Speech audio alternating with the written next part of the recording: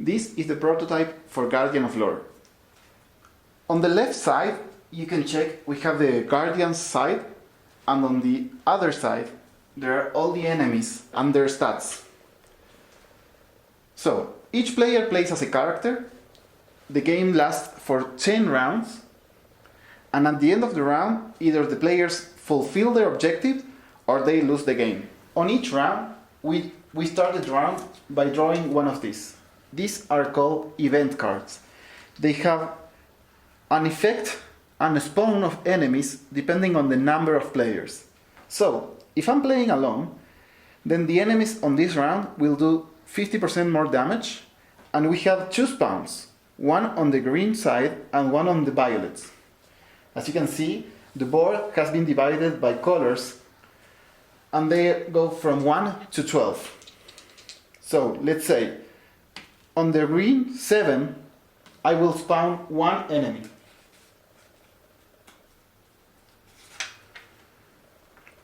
On this case, I have a Mage Knight. I can find its stats on the enemy's stats sheet, and I'm gonna represent it with a black sheet. The second enemy that I said would spawn on the violet side, it's a 7, and in this case, it's an enemy scrambler. I would represent it with a green sheet. Each player gets a character board and the corresponding deck. On the board, they can keep track of the damage they have. They can equip items. For example, here I have an armor that makes me weak to piercing damage, but makes me immune to cold damage. And can also carry up to 4 items that are not equipped at the moment. During their turns, player has 3 types of action.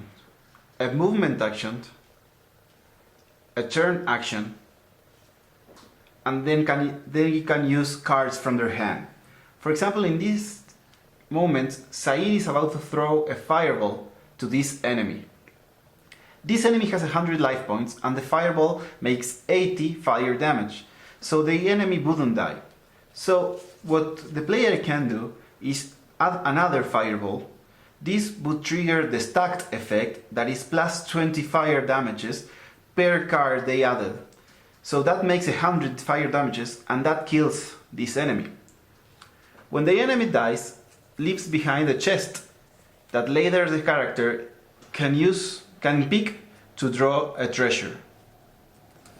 That treasure might be a piece of equipment or not, and they can save it in their character board.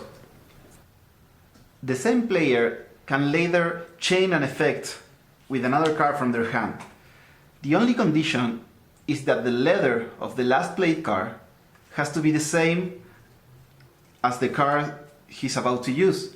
In this card, the star counts as a jack of all trades, and it doesn't matter what letter there is. So I'm gonna chain a leap attack that lets Sairi move 2 hexes to the front, and then has an effect that damages this character.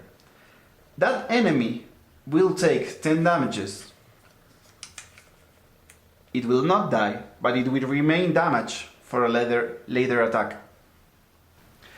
In this example, we are playing attack mode. This means the players would win by reaching one of these 3 hexes, provided they have not run out of rounds. In this example, I'm gonna turn, play a leap card, so moving 2 to the front and winning the game.